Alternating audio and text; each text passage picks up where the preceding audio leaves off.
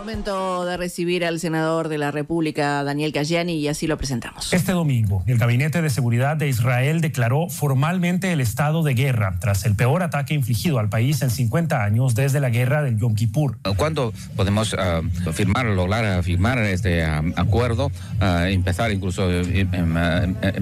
la negociación formal? Eso es una decisión política. Hace falta coordinación, ¿no? Porque claramente acá no hay ilegalidad y tampoco hay corrupción. Sí, un abuso quizá indiscriminado de un mecanismo de ingreso. Y eso es lo que vamos a solucionar, primero, con una comunicación directa a la CTM, segundo, con un decreto y tercero, con un proyecto de ley que está yendo al Parlamento. Así que creo que la oposición hace bien en cumplir su rol de contralor del gobierno. Y por qué no, el gobierno cuando se equivoca tiene que rectificar el rumbo. Sí, obviamente es la parte que nosotros dijimos que había que rever. Daniel, ¿qué tal? Muy buenos días, gracias por estar con nosotros esta mañana. Buenos días, un gusto estar con ustedes y con la audiencia. Bueno, como para comenzar, Daniel, queremos hablar sobre lo que sucedió este sábado, ¿no? Donde Hamás efectuó un ataque sin precedentes contra Israel, donde, bueno, resultaron cientos de muertos, de heridos, tanto civiles como militares. Sobre esto, Netanyahu, bueno, dijo que se encontraban en estado de guerra, declaró el estado de guerra. ¿Qué reflexión te merece toda esta situación que estamos viviendo a nivel mundial? Sí, la verdad que todos nos desayunamos con una situación bastante terrible, y cada noticia que surgía después iba como agravando la situación, donde en realidad en este caso hay miles de muertos ya de un lado y del otro, de la Franja de Gaza y también en Israel. Una incursión de Hamás y unos grupos también de Palestina, donde tomaron a población civil, asesinaron a personas inocentes, también personas que estaban vinculadas a los servicios de seguridad. Sin duda, esto se da en un contexto de un conflicto que es de larga data y que tiene una nueva impulso, en este caso un impulso bastante sangriento, y donde en realidad siempre en estos casos termina pagando los platos la población civil, en un contexto complicado para Israel, para Palestina y para el conflicto en Medio Oriente en general, porque en realidad hay una situación bastante compleja. Y creo que además este tipo de situaciones también nos tiene que llevar a ver cómo la comunidad internacional podemos ayudar en la medida de lo posible para que este conflicto que tiene larga data y que sin duda no ha logrado encauzarse y que ha tenido miles y miles de muertos de un lado y del otro, sobre todo del lado palestino, pueda también tener un diferendo político y pueda también encauzarse políticamente. Lamentablemente eso ha fracasado históricamente. El Uruguay ha sido uno de los constructores de la salida de la posibilidad de tener dos estados, tanto en Palestina como en Israel. De hecho, nosotros tenemos misiones diplomáticas en los dos países. También en Uruguay hay representaciones de los dos países o los dos estados. Y sin duda creo que para el Uruguay, en función de que también tiene sin duda una presencia muy importante de uruguayos también en Israel, esto los toca de cerca. Y bueno, creo que hay que tratar de la medida de lo posible, porque estas son todas situaciones dolorosas, poder echar un poco de racionalidad a esta situación que es muy compleja y que sin duda muchos están utilizando políticamente para hacer política partidaria interna, que creo que desde el gobierno para abajo, la verdad que habla ¿Eso lo mucho notaste mal. el fin de semana? Sí. Delgado diciendo que esperaba el comunicado del Frente Amplio. El presidente de la República, importantes integrantes del Partido Nacional, intentando sacar provecho electoral, ¿no?, de este derramamiento de sangre, de esta situación que es muy compleja y que creo que no le sirve ni a palestinos ni a israelíes, y que sin duda no hay nadie en Uruguay que pueda legitimar una acción terrorista en este caso, donde se tomen víctimas civiles, niños, mujeres, personas mayores. Sin duda esa situación es altamente condenable y creo que también hay que darle un poco más de racionalidad para comprender esa situación que se está viendo en Medio Oriente, en una situación donde en realidad hay cambios importantes, y en un gobierno de Israel que sin duda es un gobierno bastante cuestionado internamente, porque a veces de los gobiernos más de derecha de los últimos 70 años en Israel, y creo que sin duda eso también es un tema que hay que poner arriba de la mesa. Pero creo que lo importante aquí es que, como se han expresado algunos presidentes, en el caso de Lula, algunos presidentes de América Latina, tratar de poder generar una salida política y sobre todo una salida negociada para primero desescalar el conflicto, más allá de que se han declarado la guerra por parte de Israel, como tú señalabas, y bueno, y después poder también tener una acción pacificadora en una zona que sin duda es muy compleja. Delgado decía, claro, quería citar algunas cosas que decía que la declaración no fue, dice, no fue clarita, blanco sobre negro, dijo que la declaración fue lavada, ambigua, y aseguró que le haga un partido que aspira a ser gobierno, que no tome posiciones claras en temas importantes, no da garantías sino incertidumbre. Bueno, yo creo que la posición del Frente Amplio es clara, es decir, condena la acción terrorista de Hamás, pone por lo menos en perspectiva el conflicto y justamente trata de levantar la bandera histórica de la posición de Uruguay, de que existan dos estados según la Declaración de Naciones Unidas del año 1967, estoy hablando de memoria, capaz que me equivoco en la fecha, que no es lo que hace el gobierno, ¿no?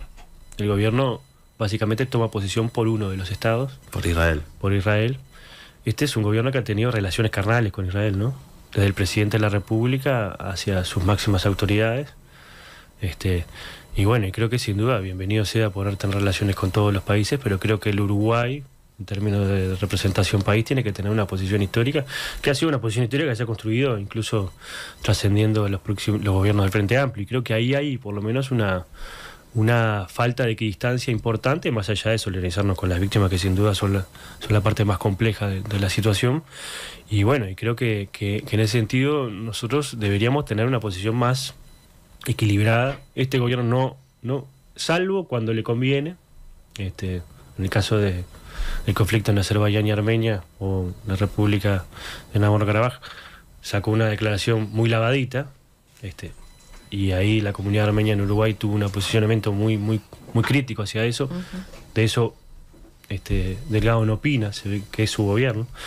Pero creo que sin duda nosotros tenemos que tratar de ver cómo podemos tratar de utilizar esta situación no para tener un beneficio electoral concreto, sino justamente para mirar todo el panorama y ver que esta es una situación muy compleja, que puede tener derivaciones también bélicas importantes, y que además estamos en un mundo que cada vez el multilateralismo, la diplomacia, el diálogo político está como en franca poca trascendencia, no solamente con la situación en el Cáucaso, como bien te decía, sino la situación en Rusia y Ucrania, la invasión de Rusia y Ucrania. Es decir, hay un resurgir del ámbito bélico que solo beneficia a la industria bélica estadounidense y algunas otras industrias bélicas, y que justamente derraman la mayor cantidad de sangre en población civil. Entonces creo que ahí el Uruguay, como al ser siempre un país comprometido con la paz, con los principios del respeto al derecho internacional, a los derechos humanos, creo que tiene que jugar un papel importante que lamentablemente no ha jugado, y que además ha cambiado la posición en Medio Oriente históricamente, que le ha valido, entre otras cosas, haber sacado un director de política como Pablo Sader, que creo que no es un director de política muy cercano al Frente Amplio, más allá que es un integrante del servicio exterior, por mantener la vieja tradición del Uruguay en ese sentido y no señalar algunas situaciones que se están dando de ocupación del Estado de Israel en suelo palestino, ¿no? Que eso también es parte de lo que se dice, que hoy parece que decir eso es como decir que esto es a favor de Hamás, ¿no? Creo que también esa es la discusión también que se ha incluso tergiversado en el ámbito público. Y bueno, y sin duda creo que acá nadie defiende los actos terroristas de Hamás, nadie pertenece a Hamás, pero creo que también hay una situación de no cumplimiento del derecho internacional y sobre todo del derecho humanitario de parte del Estado de Israel en Palestina. Eso no justifica la acción de Hamás, eso no justifica esas acciones, pero que sin duda también le pone un contexto a eso que también hay que analizarlo. Daniel, te traemos al ámbito nacional, obviamente para abordar la situación, ¿no?, de la Comisión Técnico Mixta, de Salto Grande, también más adelante de la CARU, pero bueno, arrancando justamente por la interpelación que tuvo lugar la semana pasada a la ministra de Economía, Susana Arbeleche, al canciller Francisco Bustillo, que termina, bueno, allí con una moción, ¿no?, en definitiva, que apoyan todos los diputados, también con algunas resoluciones, algunos anuncios de Bustillo. ¿Cómo viste? ¿Qué conclusión sacás de esta moción y de los anuncios del ministro? Bueno, primero que nada que la interpelación tenía sentido, ¿no? Algunos integrantes del oficialismo decían que en realidad, en función de que Alviso había dado un paso al costado, como si hubiera hecho un acto patriótico, no era necesario poder seguir avanzando en conocer un poco más esa gran joda que existe en Salto Grande, ¿no? Es decir, que yo comparto lo que dice Caetano, que es uno de los actos de corrupción más grandes que tiene este gobierno, no el único, ¿no? El primero creo que es el de la entrega del puerto a una empresa transnacional a dedo, sin ningún tipo de estudio que lo fundamente y a espaldas de la ciudadanía, pero creo que es un capítulo más de uno de los gobiernos más corruptos que tenemos en los últimos 20, 30 años en Uruguay, ¿no? Es decir, yo me animo a decir eso. Creo que todos los días conocemos algo o un capítulo más de cosas que salen a la luz acerca de acciones reñidas no solamente con la ética, sino con la legalidad, y que sin duda esta situación en Salto Grande es una frutilla más de esa gran torta de reparto que se están repartiendo algunos integrantes de la coalición en cargos, en acciones del Estado, en privatizaciones, en cosas. Entonces creo que sin duda era muy necesaria. Creo que además el miembro interpelante Nicolás Olivera, que es compañero del Frente Amplio y del MP, fue muy buena, tuvo muy buen tono, y creo que además fue muy reconocida en ámbitos institucionales como una muy buena interpelación por propios y ajenos, y eso no es común en general. Y creo que además le deja al gobierno sin duda una responsabilidad que por ahora no ha cumplido, ¿no? Ha pasado más de una semana luego de esa interpelación, el Parlamento Nacional se expresó diciendo que tenía que echar a las 36 personas que habían entrado a dedo, entre ellos los integrantes ediles de la 404, que además ahora los habían dejado atornillados con Taco Fischer porque habían cambiado el estatuto para que puedan ser funcionarios de planta, ¿no? El sueño del funcionario permanente propio. Este partido que además ha sido gran cuestionador de la inamovilidad de los funcionarios públicos, y cuando mejor puede mete funcionarios que además se ha dicho poco, ¿no? Es decir, al pertenecer a este organismo CTM tienen inmunidad diplomática, ¿no? Porque tienen un acuerdo sede especial. Entonces estos funcionarios son como si fueran embajadores en Uruguay. Es decir, no pueden ser incluso arrestados salvo que estén cometiendo un delito in situ, y o sea, no solamente ingresaron y tienen 300.000 pesos de sueldo, privilegios, sino que además tienen inmunidades como si fueran diplomáticas, gente que además es integrantes de la 404 sobre todo, ediles, representantes de la ciudadanía, un departamento tanto en Salto y en Paysandú que están galeando con los temas laborales y sin duda con los temas de desocupación. Y además creo que el Parlamento le puso la tapa en el sentido, diciendo que se reconocía que había existido esta situación, le pide al gobierno que los eche, y que además pueda haber una auditoría y que además eso no se vuelva a repetir. Lamentablemente el gobierno no ha tomado cartas en el asunto. Bueno, la calle lo que pasa que también dice que no existió ni corrupción ni ilegalidad en todo esto, ¿no? Sí, es un lindo eufemismo para no decir lo que realmente es. Ahora, yo quiero también poner arriba de la mesa que esto nosotros lo sabíamos, lo denunciamos el año 2020, 2021 con los diputados del Frente Amplio, hicimos un pedido de informe, se lo planteamos al ministro de Relaciones Exteriores, Bustillo en ese momento, y no hicieron nada, ¿no? Es decir, no es que Bustillo se enteró ahora o pensaban que eran todos futbolistas los que entraban a Salto Grande como si fuera el pasaporte de Marcet, sino que en realidad dejaron hacer, y cuando esto generó y tomó un estado público, yo asumo por las contradicciones internas del propio Partido Nacional, porque en realidad si era tan malo hoy, sería tan malo hace 2 años atrás. Pero bueno, creo que es importante que también el sistema político igual haya cambiado de opinión, tanto los de Cabildo Abierto, el Partido Nacional que votaron esta declaración. Pero bueno, estamos esperando la resolución del gobierno, que para todos es bastante rápido, pero para esto se va a tomar su tiempo, ¿no? Entonces creo que sin duda desconocer la voz del Parlamento creo que es una situación que además agrava institucionalmente esa situación. Esperemos que los echen no tengan más que pagar la indemnización que también se votaron especialmente, 70, 80%, y además esperemos que esto no suceda más. Benedetti decía que los pesimistas son los optimistas bien informados.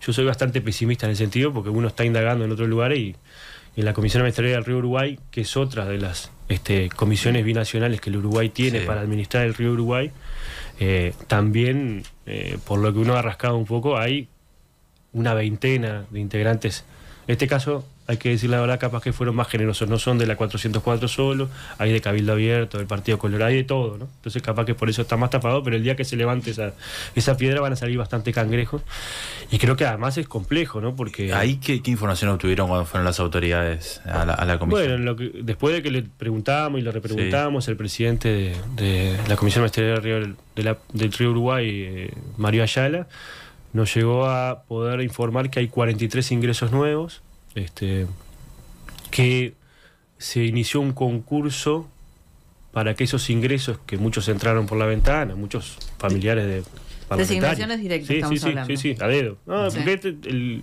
este sentido el gobierno es muy práctico, ¿no? Es un gobierno digital, es todo a dedo, ¿no? No hay problema, tiene problema con los concursos, entonces los hacen a dedo. Básicamente esos ingresos a dedo de algunos integrantes familiares de parlamentarios, de senadores y diputados del Partido Nacional, y de otra índole, se estaba realizando un concurso interno violando el estatuto de la CARU, que establece que para que haya ingresos tiene que haber un concurso externo primero, no se hizo. Y bueno, ahí el propio Mario Ayala, cuando hicimos cuestionamientos con respecto a esa solicitud de concurso interno para reordenar 24 cargos que se iban como a legalizar, en términos parecidos a lo que pasó en Salto Grande, Sí. ¿no? Ingresaron y después cambiaron el estatuto. Sí, claro. Bueno, acá ingresaron y iban a hacer un concurso, entre comillas, interno, para reordenar esa situación bastante precaria desde el punto de vista institucional y dejar atornillado también a los ingresos a dedo que habían hecho. Entonces, eso se paró, por lo menos momentáneamente, porque se cuestionó por parte de la oposición, y bueno, ahora estamos intentando que nos contesten algún pedido de informes y bueno, y evaluando las acciones a seguir. Lo que pasa es que también a veces uno no da abasto con todo información, y sobre todo ese grado de clientelismo, corrupción, y yo creo que para ser tranquilos algunos le dicen, bueno, discrecionalidad, pero me parece que estos son actos de corrupción, porque si en realidad viene el hermano de una parlamentaria y como se pelea con el intendente, va y habla con el presidente de la CARU y le da un puesto en un organismo nacional, bueno, es amiguismo. Es una forma de decirle de manera más linda algo que es un hecho de corrupción. Si yo voy y me peleo con alguien y le pido un trabajo, nunca se me ocurriría, pero a un intendente seguramente me van a decir que no, que tenga que hacer un concurso, que es lo que corresponde, que es lo que en realidad el Uruguay había dado pasos importantes para justamente, por lo menos en el gobierno nacional y en algunas intendencias, sabemos que en algunas intendencias de interior los concursos son mala palabra, pero bueno, creo que también eso es parte de lo que tenemos que ver, cómo echamos luz y transparentamos, y sobre todo queda en evidencia un modus operandi, es decir, que este gobierno se ha repartido a troche y moche con los integrantes de la coalición de gobierno, a veces solo, la 404, y genera esto lío con el Salto Grande, y si no, ha repartido como un pedazo de torta muchas áreas del Estado para provecho propio y para provecho de sus propios militantes, ¿no? Y si uno empieza, ¿no?, como a hacer toda la cuenta, uno ve lo que sucedió con el ex ministro Cardoso y el Ministerio de Turismo, que lo echaron por corrupto. Todavía no se pudo, es decir, en la comisión investigadora que hicimos en el Parlamento, que intentaron pasamos todos los antecedentes a la justicia, y la justicia todavía no lo pudo por lo menos condenar, pero sin duda hay un avance importante.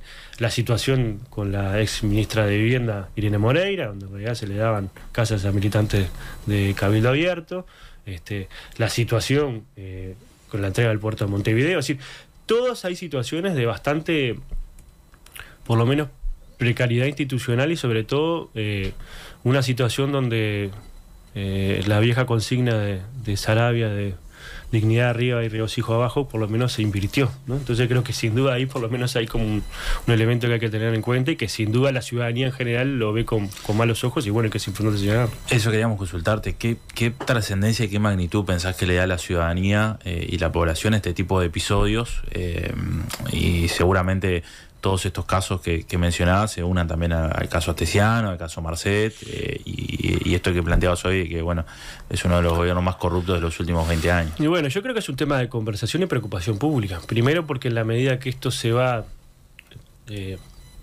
saliendo a la luz en función de las investigaciones que hacen, muchas veces periodísticas, muchas veces políticas, muchas veces por contradicciones de ellos mismos que terminan generando estas situaciones, también se da una situación donde hay una notoria falta de, por lo menos, deterioro de la actividad económica, en el interior del país, no solamente por problemas de la sequía, sino por la diferencia del tipo de cambio, las situaciones donde en realidad el gobierno no terminó cumpliendo con las expectativas de las promesas que generó para su propia base social, ¿no? De bajar los combustibles, de bajar los impuestos, de solucionar los problemas de competitividad del Uruguay, que eso agudizan, primero, y generan un problema en la inversión y en la actividad económica, pero también el impacto que tiene en el empleo, el empleo nacional, donde uno ve que los departamentos, sobre todo el interior del país, cada vez está aumentando la cantidad de personas que están desempleadas, aumenta la cantidad de personas que están subempleadas, también. Es decir, que tienen empleo pero que no consiguen los ingresos,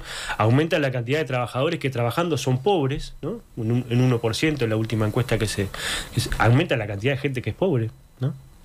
Y sin duda la pobreza infantil, que es la peor cara de esa pobreza, y eso termina impactando sobre todo en la realidad concreta de la ciudadanía. Entonces, cuando uno ve esas situaciones que se dan de clientelismo político, corrupción, acomodo de sus amigos políticos, y esa falta de perspectiva que tiene la ciudadanía en el territorio concreto, en los departamentos del interior del país, sin duda, sobre todo en departamentos litorales, pero también la mancha de las dos cifras de la desocupación cada vez se expande más, no solamente en Durazno, que tenía guarismos de empleo bastante importantes a partir de lo que fue la construcción de la planta UPM y Tacuarembó, que eso también ahora se está deteriorando, sino también en 33.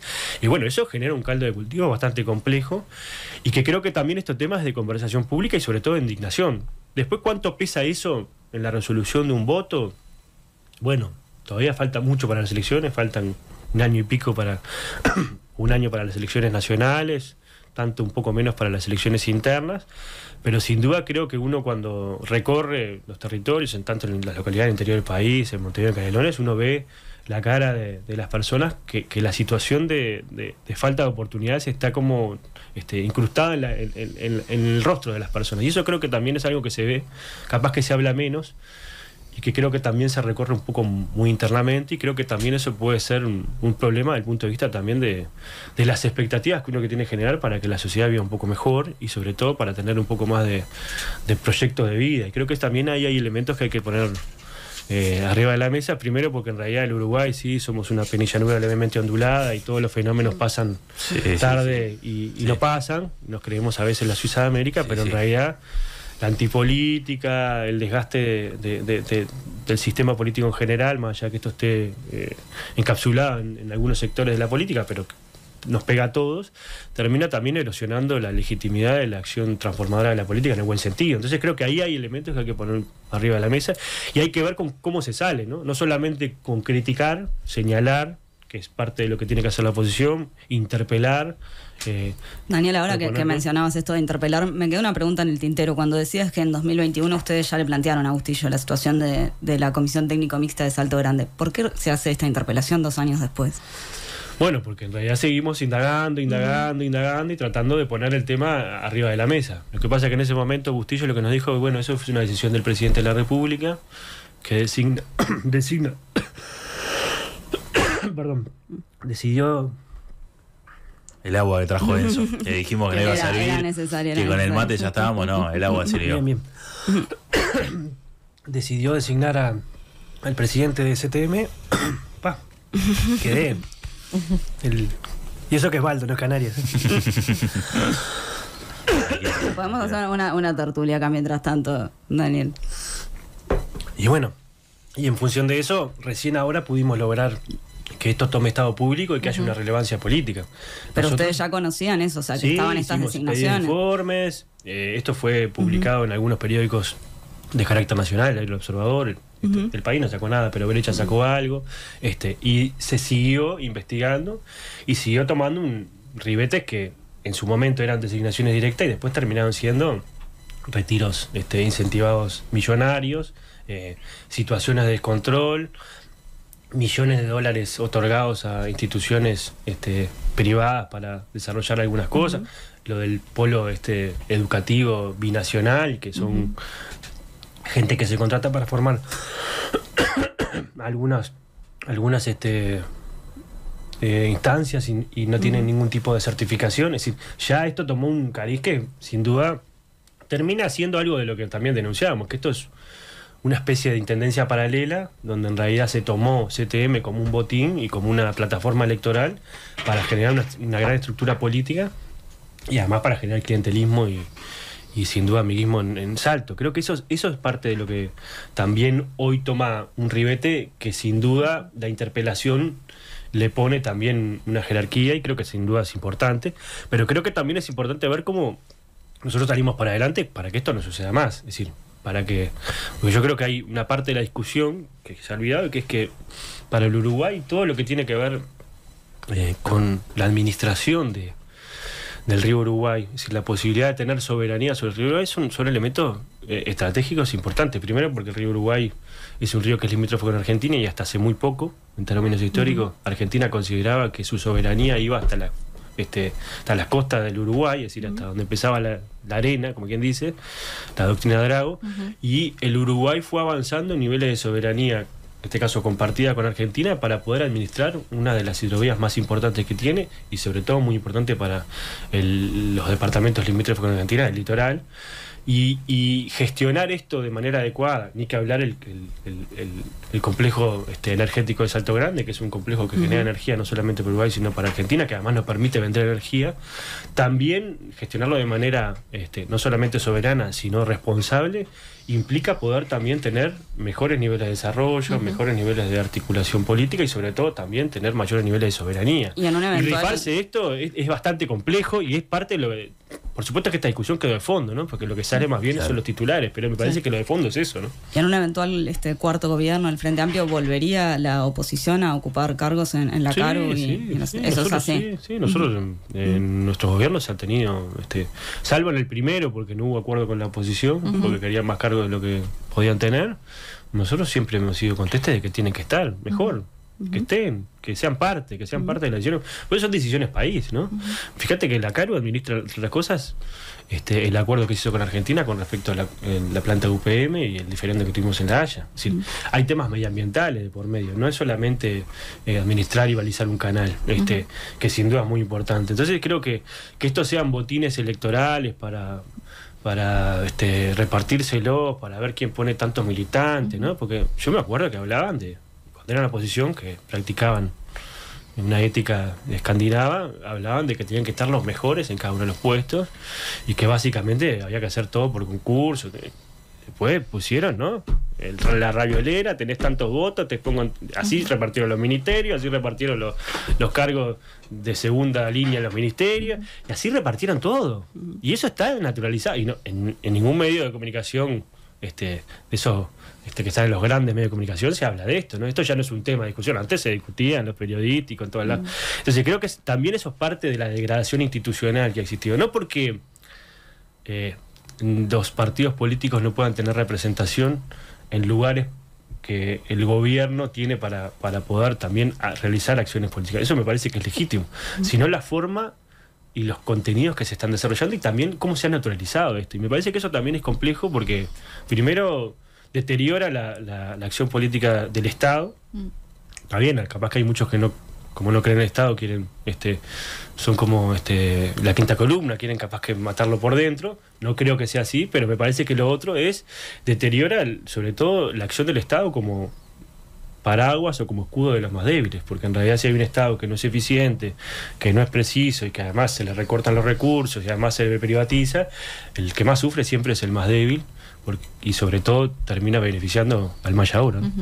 Daniel, bueno, un tema que hemos tratado desde el comienzo, desde que se anunció en el principio de esta gestión, tiene que ver con el TLC con China, ¿no? Hemos tratado con vos en varias oportunidades. Bueno, el presidente de la República va a viajar a China en noviembre. También está anunciado, va a reunirse con su par Xi Jinping, pero también está anunciado que el secretario de Presidencia va a viajar.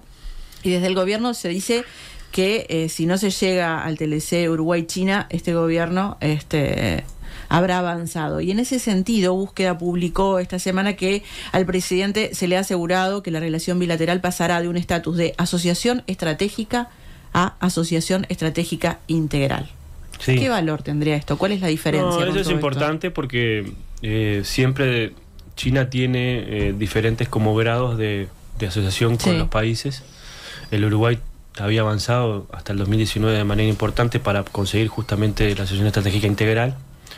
De ello dependió incluso el ingreso a la ruta de la seda, que es un gran programa de infraestructura que tiene China a nivel mundial, que tiene que ver con inversiones en varias áreas, sobre todo en la parte de infraestructura.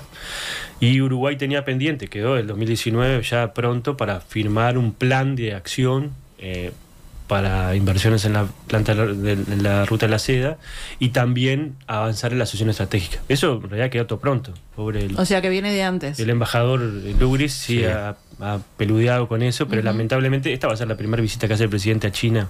A Estados Unidos fue varias veces, a China es la primera vez que va. Lleva empresarios también el presidente, va con sí, creo que 20 empresarios. Van a ver si también ingresan empresarios a la visita. Creo que siempre es importante que vayan autoridades. Fue el ministro de Relaciones Exteriores, fue el subsecretario, fue el Ministerio de Ganadería. Pero bueno, estamos a fojas 2019, ¿no? Es decir, todo esto había quedado pronto, como todo en este gobierno cuando asumió, hizo borrón y cuenta nueva y pensó que garganteando íbamos a llevarnos el mundo por delante. Hubo un proceso de 4 años de pérdida de todo ese trabajo, ¿no? Es decir, tenemos 4 años de que podíamos haber avanzado quizás mucho más, porque si eso era el piso, de repente hoy podíamos estar en otra situación. Y bueno, hoy hay como una especie de sinceramiento sin decirlo, por supuesto, porque este gobierno, cuando se tiene que volver a punto cero, no lo dice, bueno, de que en realidad vamos a comenzar a tener un relacionamiento bilateral en ese sentido. Y bueno, creo que siempre es positivo. Lo que creo que también hay como una cierta también insinuación de que en realidad tiraron la toalla en materia de por lo menos de política exterior comercial, y que además en los planes, los grandes acuerdos bilaterales quedaron todos colgados del pincel. Y bueno, aunque se plantea que va a insistir, ¿no? La calle Pou en esto no, sí, está bien, hay que insistir, eso es importante. Pero bueno, la política no solamente es decir, sino lograr cosas. Pero si es por insistir, hay que nos ponemos en la plaza. Daniel, ¿solos o como bloque? No, sin duda creo que este tema es un tema regional, ¿no? Es decir, la región produce alimentos para muchas personas en el mundo. Somos una de las mayores reservas de biodiversidad, también de hidrocarburos. Justamente esto hay que tener espalda. Yo lo he planteado públicamente, que creo que quizás el Mercosur lo que tendría que tener es un acuerdo de alcance parcial como lo tiene con India. Es decir, quizás no avanzar en un gran acuerdo comercial como quería hacer Uruguay de manera bilateral, de última generación y con todos los rococó que le ponía, sino decir, bueno, hay 10 productos, subproductos que exportamos, la carne, la soja, la celulosa, lácteos, que hoy están pagando aranceles de manera diferenciada con otros países que competimos. Bueno, ¿por qué no avanzamos en tratar de desgravar esos productos? Eso nos permite generar confianza de un lado y del otro, entre China y el Mercosur. Poder también traer a la discusión a Paraguay, que básicamente no tiene relaciones porque tiene relaciones con Taiwán, pero que sin duda exporta celulosa a China y que sin duda también tiene un interés importante. Y bueno, y cómo después de eso lo va avanzando en acciones de más, por lo menos constantes y progresivas, y no de repente ir por todo, porque ir por todo muchas veces queda lindo en los titulares, pero en el resultado concreto de una pasada allí no es nada. Hoy, para que tengan una idea, después de 12 meses de caída consecutiva de las exportaciones de nuestro país, es decir, hace un año que están cayendo las exportaciones de nuestro país, nuestro principal socio comercial este año es Brasil. El Mercosur, ¿no? Sí. Brasil. Entonces, sin duda, creo que ahí hay una mirada que hay que poner arriba de la mesa en cómo mejoramos nuestra inserción internacional y cómo mejoramos nuestro lazo con la región. No porque la región sea una gran cosa, sino porque justamente genera trabajo, genera posibilidad de desarrollo y sobre todo es nuestra plataforma para insertarnos en el mundo. Después, hay cambios de gobierno, no sabemos qué va a suceder en Argentina en las próximas elecciones, seguramente va a haber segunda vuelta y va a ser un escenario competitivo, pero bueno, creo que también el Uruguay tiene que seguir avanzando de manera bilateral en otros aspectos que son mejores. El principal activo que porta el Uruguay, y yo siempre lo digo también, pero es su confianza y es su seriedad. Y creo que eso es parte de lo que hemos perdido en este tiempo, ¿no? Seriedad en el contexto internacional. Primero porque en realidad el presidente se decidió pelearse con todos. Ahora se dio cuenta que no era conveniente y bueno, y se lleva un poquito mejor con Lula, a regañadientes, porque todos te lo dicen, bueno, el gobierno de Lula nos ha dado mucho más que el de Bolsonaro y te lo reconocen, pero regañadientes. Pero bueno, creo que sin duda, sobre todo hay que tratar de recomponer, y el próximo gobierno va a tener que hacer mucho para recomponer las relaciones políticas y diplomáticas con la región y las relaciones de inserción comercial sin duda también. Gracias, Daniel Cayeni. Muchísimas gracias. Gracias.